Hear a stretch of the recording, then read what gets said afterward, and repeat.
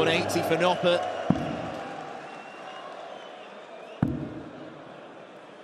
He's already threatening to 81. Canter away with this game.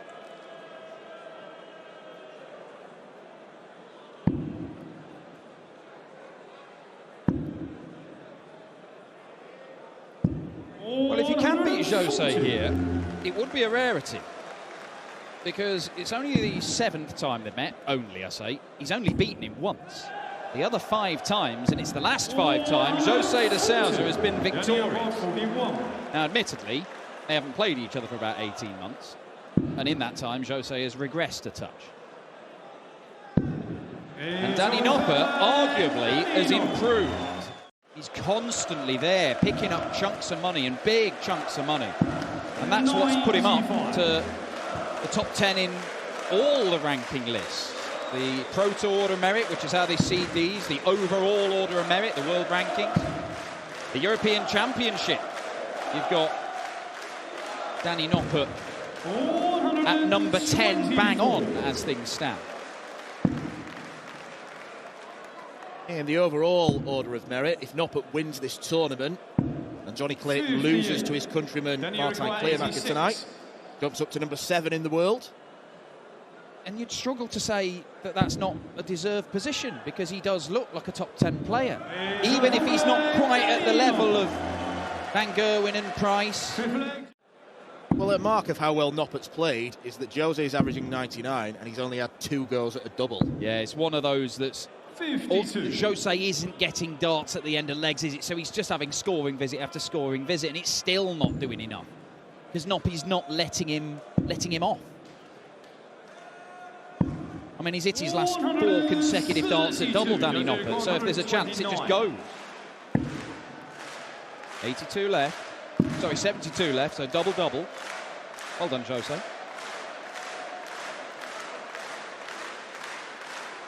One thing I have noticed with Jose is that he does tend to ask the ref a lot more often these days. So we are seeing fewer miscounts. Might be completely irrelevant if Noppert can get the treble 20. And then the bullseye for a whitewash win. 105. One match dart has come and gone. Well, there will be no whitewash.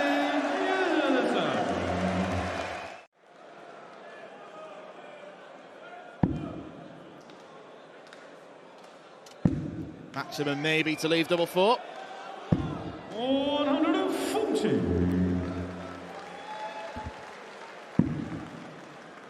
A parting gift from Jose? It might be. It's a 4th maximum. But Danny Noppert has already missed 1 match start for a 6-0 win. He's going to get a couple more for a 6-2 victory. And it's double top, where he likes to do his business.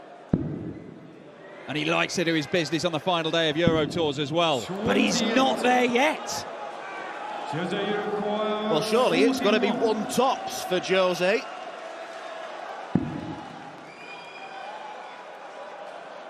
Hat-trick, maybe. A hat-trick of tops. Jose De Souza, as he might now be known. But he is already 111 points behind, and that is growing. It is a very strong leg on throw when Danny Noppert really needed it. It's strange, really, because even though he's lost the last 4 legs, I've not got the impression that Noppert's wilting. Jose's just been playing well. Well, loads of time to see this off. He hits the ball to leave tops.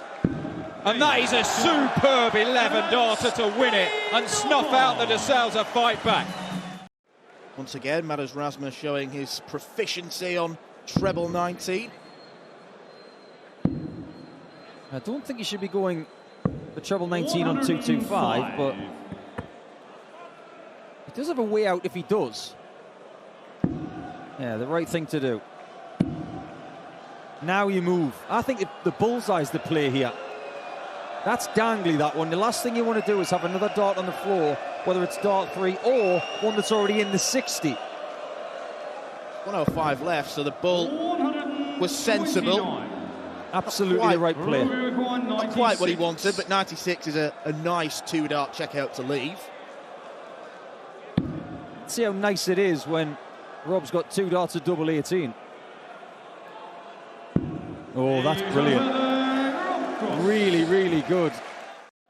Some people bring their managers, their agents, their children, their partners, their brothers, their sisters. Sometimes they can have a massive effect on your weekend.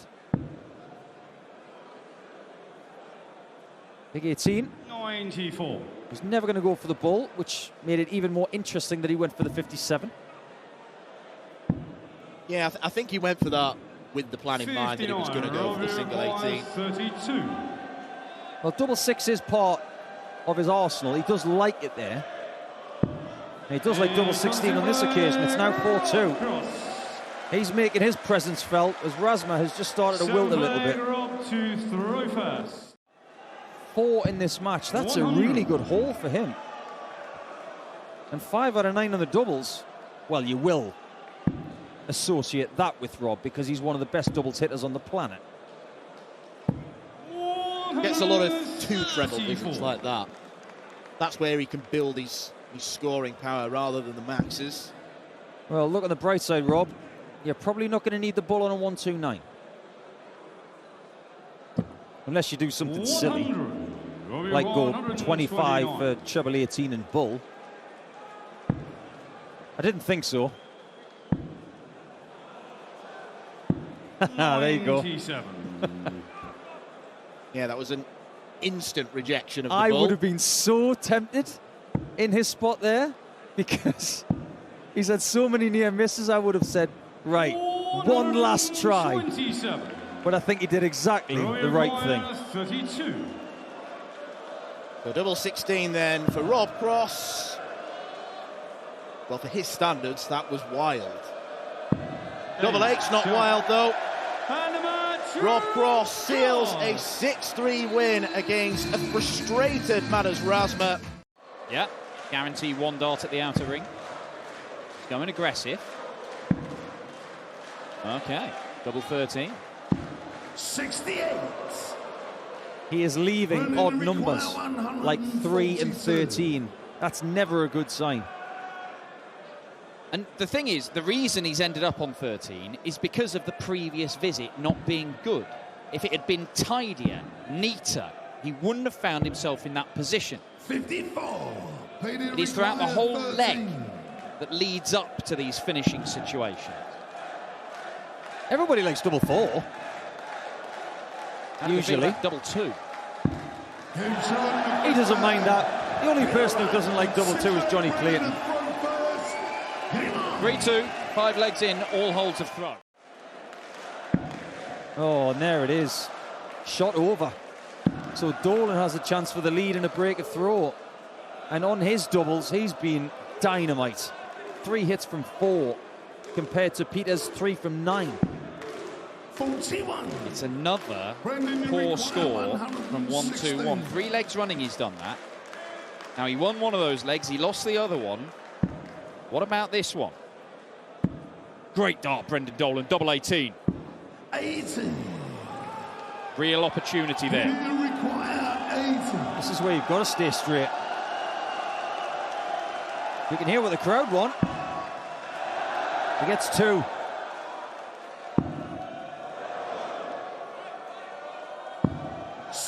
And he can't replicate what he did for his first World Championship in hitting double 10.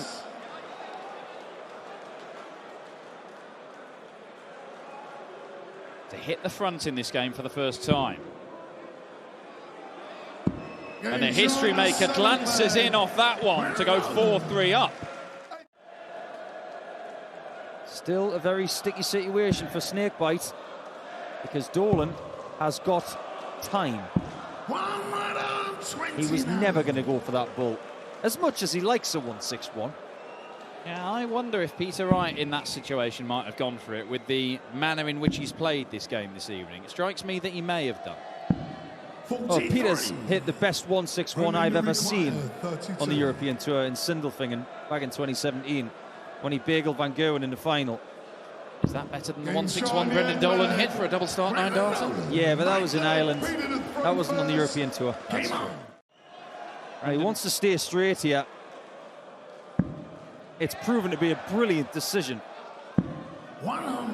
Not a bad result, that. Brendan Dolan has only reached the final day of a European Tour once this year. That was in Leverkusen, and that's when he got a walkover because Luke Humphries was taken ill.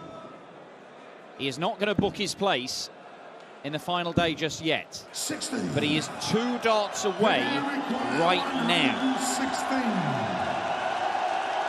You can tell who Prague wants to win, and they like that. They like that. They love that. Peter Wright with the highest checkout of the game. Make him count, Peter.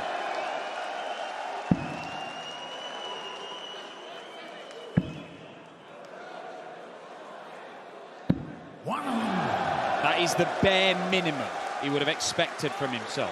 That is a great ton, considering the previous visit was the same leading up to dart 3. He stayed really focused there to give himself a really winnable position. 15 darts thrown from the pair of them in this leg.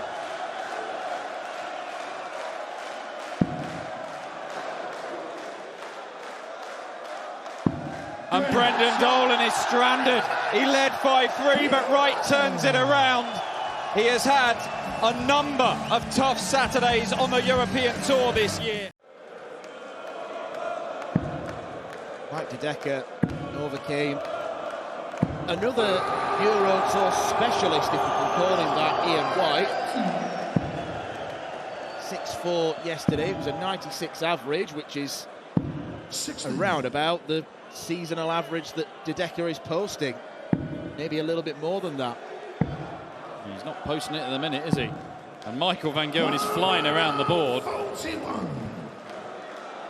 I think he was going for treble 8. He might have been going for treble 16, but he's going in that ballpark, probably between the two.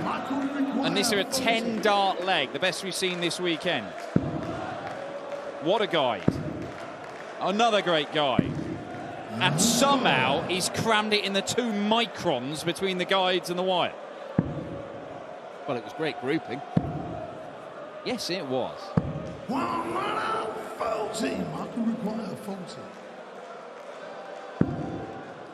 Maple ace. Oh. This is getting silly. He was on for a 10-darter. Well, that's the first time I've seen Mike De Decker smile, actually, all weekend. Usually a man who portrays all the emotional range of a microwave when he's up on stage. Right, another go. 3rd time lucky perhaps.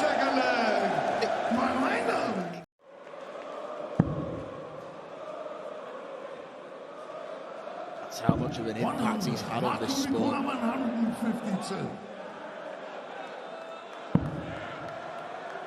Another one. Double 16. 120. Nearly having a big impact on this leg. 10-40 for De Decker would leave him tops. 83. It's a horrible deflection. 32. Van Gerwen has not been great on tops. How's double 16 working out for him?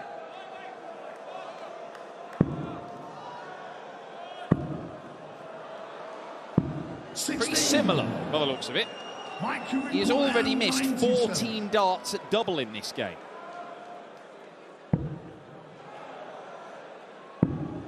Oh. Well, that's a great adjustment from what was a pretty horrible attempt at tops.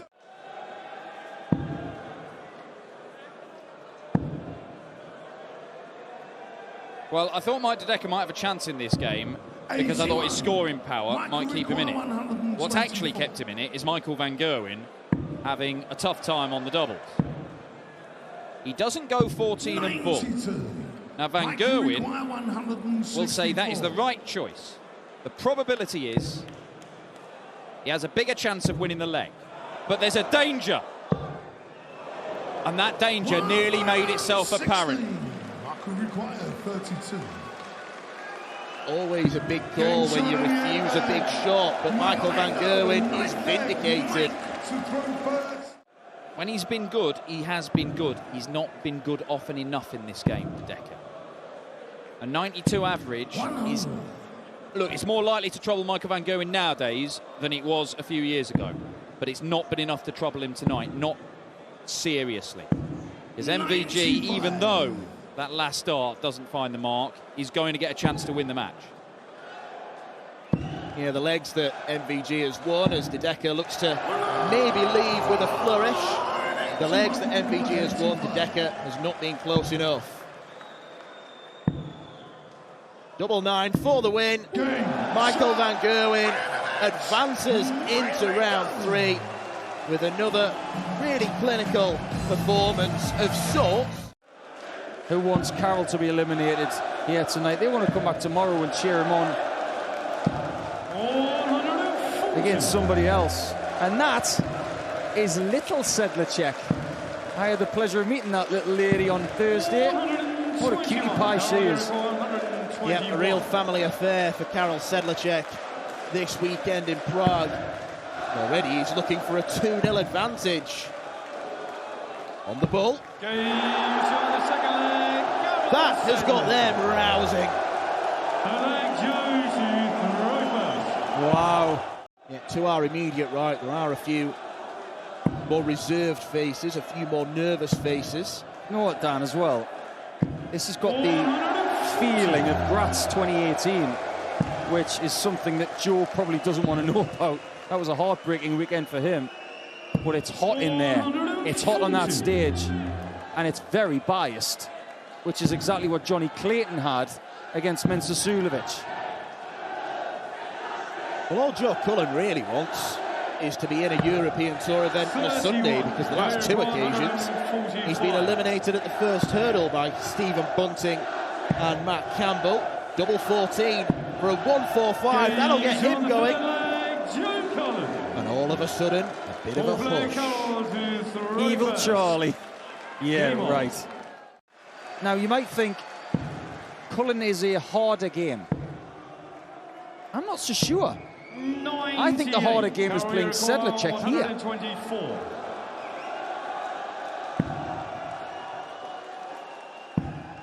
No shot at Bull. That was a big miss at the treble 18, and Cullen has got to take advantage. He's got to take this. He isn't going to. 57. He's getting lots of shots at tops. He's already had 7 more darts that are double than Cullen, and this is only leg 5. Right in the middle. Karel Sedlacek. 2 treble visits have been excellent. And here's another strange thing. In the middle of this general, the Cullen standards mediocrity, he popped in a 145. 140. That's the only shot he's had at double in the whole match. I've got to be honest, I didn't expect this. 2-4. I didn't expect Joe's level, and I didn't expect Carroll's level. And Cullen must find something to swell his confidence. He can't afford to let Sedlacek get to 5 in this leg. Second time he's gone for the double 18 to try and approach a double. Second time he's been low, only just. Sedlacek will give more raptures to this crowd if he hits double 8. And there it is, 5-1. Because come what the autumn, he might find himself having to qualify for the Euro Tours. But just imagine for a second, will you, as he hits his 5th 180 of this contest. Sedlacek still hasn't got any. If he can get out of this with a win somehow, what would that do for him? Double 14. He can own that double. He's got to be one of the premier players on that double. In this leg and left 170. Sedlacek might get a dart for the match. Not yet. But if Cullen hits this, the only way to describe it is seismic. If Cullen hits this, I think we're getting a reaction. The bullseye. Oh! That is agony. Agony for Joe Cullen. Wow. That was so close to being the shot of the tournament. He has given this comeback everything he's got. But ultimately, Sedlacek is on the cusp of the final day. Karel Sedlacek continues into round 3. And the Czech fans have someone to hang their hats on, defying a spirited comeback, a world-class mega comeback from Joe Cullen. Getting paired up with some horrible draws.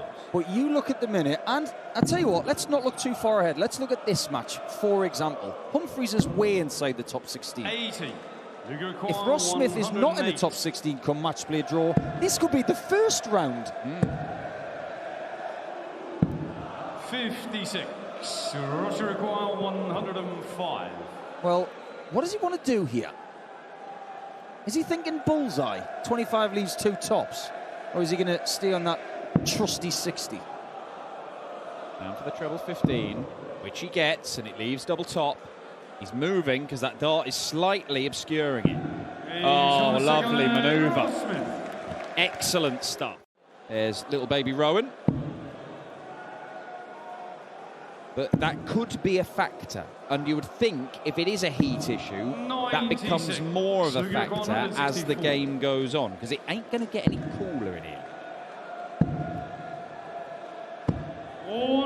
And as the season progresses and we go to Sindelfingen, Trier, some other places that he may visit in his career, places like Australia, New Zealand, New York, they're pretty hot too. 81. Fair to say that Ross will not be happy with this performance. Humphries should be gobbling this up, and that's exactly what he's done there with the first hold of throw in the match in 13 darts. That pressure, that sort of sense of urgency and panic, it can get in the way of you just doing what you're trained to do. And what's more as well, Dan, based on the likelihood of 180s from Ross Smith this season, and indeed the last couple of years, we're in leg 5.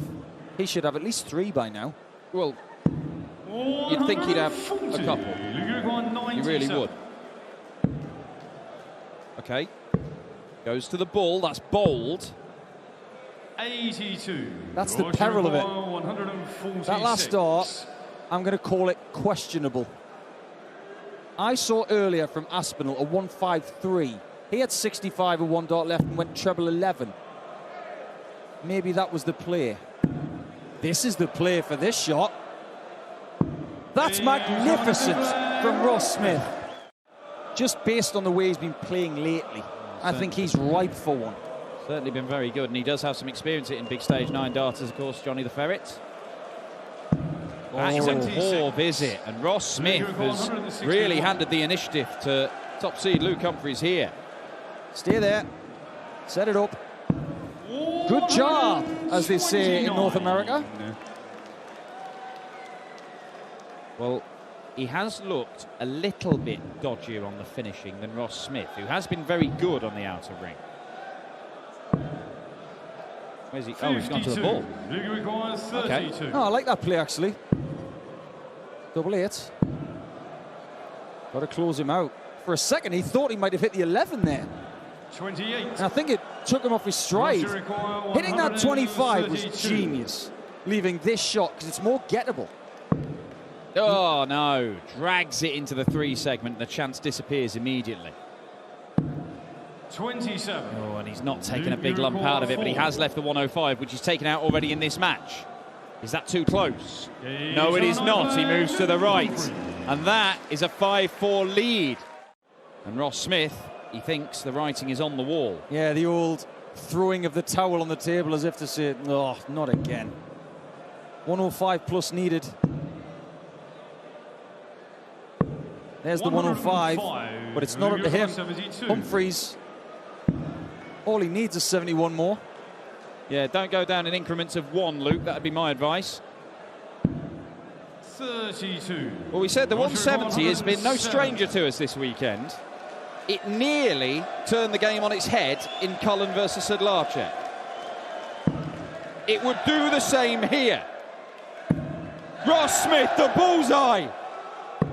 Oh, it's the thing has happened. 45. Just like Rob Cross earlier, he can't buy a bull. Tops.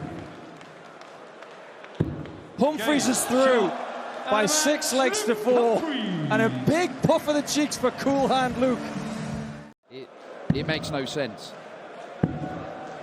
Mind you, 85. I mean, you wouldn't want them to dish out a swimming costume to them as a present and take their photos up on stage like that. A pair of Speedos. Yeah, I mean, unless, of course, it's the glorious weekend when Steve Beaton becomes the Austrian Darts Open champion. But let's not dwell too much on that. 44.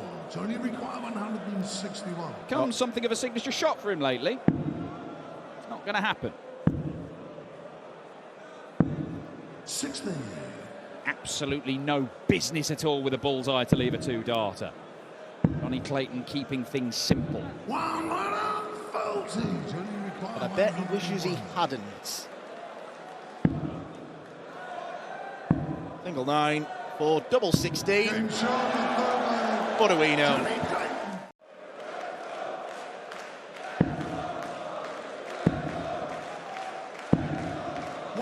The crowd trying to get involved. I'm not exactly sure what they're clearing for. Is it Martine or is it Johnny? I Are don't they know. still cheering for Karol Sedlacek? Yeah, I don't know if they've tired themselves out a bit after the Sedlacek match. Right. As was prophesied, Johnny Clayton leaves 161. Didn't get near it first time. Got the first trouble the second time. Third time around, Johnny the Ferret Clayton, no.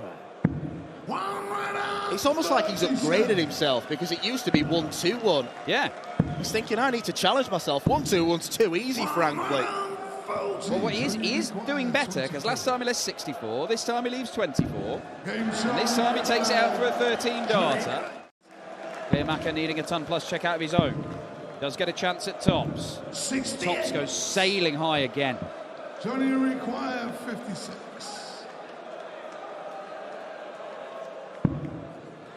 Two at tops. Oh. Well, it's been a display of faffing from Clayton. He's faffed on that outer ring. And it's similar faffage from Clearmaker. The second time he's dragged that dart at double 5 into the single bed. Well, nobody's finishing well. Johnny Clayton. And he's thrown that out the board. What are you doing? That's ridiculous behaviour from Johnny Clayton, because he could come back, and he's cost himself a dart at double. 3 score. Johnny Clayton should be having 3 darts at double here. He could be winning his 3rd leg of the match on double 1, ridiculously. That's what he's going for. I told you it's his favourite double. He loves that double. It almost spurs the other one on to do the same. These two have been dragging each other down at the latter end of legs. Yeah. Clearmaker's had chances. But again, a brilliant score in leg from Johnny Clayton means he's going to get opportunities. How many does he need? Treble 19. For double 12. For double 6. And that will do it. The best leg of the match, a 12-darter from Johnny the Ferret Clayton. No matter the heat, 1-2-1 for Dimitri, and he's got 71 left after that bullseye. So probably the treble 13 now. He's not being put under a massive amount of pressure in this leg, and Dimitri's at a nice level. I think what Dimitri could really do with is a relatively comfortable win. He's not been used to winning games. He's been eliminated in the quarter-final of 7 of his last 8 Premier League nights. Up against the elite, he struggles, but he's not struggling here against Stefan Belmonts. Yeah, it was an unlucky deflection that denied him a max there. 56. This is just what Vandenberg will have hoped for. Obviously a really good performance from himself, and not much resistance from Belmont. What we're watching is a major champion against someone who's been on the cusp of winning a tour card, but has generally been a Challenge Tour associate member player. So far, so good for the Belgian. How's his bullseye this time? Just checking Stefan's position. That's another wired bullseye. Stefan requires 63. I think all the players will be getting together and checking that it's a regulation-sized ball. It might actually be shrinking as the dart gets nearer. Yeah, just the heat does funny things to a dartboard. If in doubt, hit the middle. That's what I say. And that is pretty much towards the middle of that double top bed. I think it's a good play in these conditions. The last thing you need is a fringe. Does it make drip? Oh, there's a 180 for Stefan. Or the Ryan Searle locks. Mind you, I don't think he's bothered, really. No, I don't think he is. Look at that from Dimitri, though.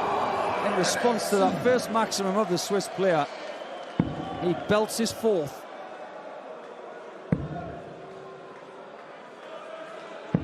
Good thinking from the Swiss player again. Good counting, but just couldn't execute. That's a really interesting costume. Yep. Someone's come as Salt Bae. Salt Bae loves the darts. He's holding a World Cup. Yeah, he's come to the two biggest sporting spectacles on the planet. The World Cup final and the European Tour. Yeah, good choice. What a leg from the Belgian captain. 46 after 9. He's not wilting. Far from it. He's hotting up. His first 9 in this game. Very acceptable. And it might just be a renewing of maybe the development to a rivalry of the last 10 years in the next round with Humphries and Van den Berg. I'm convinced, you know. You've written extensively that you think they could be yin and yang in the world of darts in the next 10 years. I really do think within 5 years that will be a world final. I don't think the end of this game is very far away. Belmonts played all right, but he's only had 3 darts at double. He just cannot score heavy enough to worry Van den Berg. Even if he hits a max here, he's counting on Van den Berg missing the match shot. 70 points separates Dimitri Van den Berg from another meeting with Luke Humphries. He gets 2 cracks at double 8. And double 8 he hits. Dimitri Van den Berg seals the Saturday action with a 6-2 victory against Stefan Belmonts.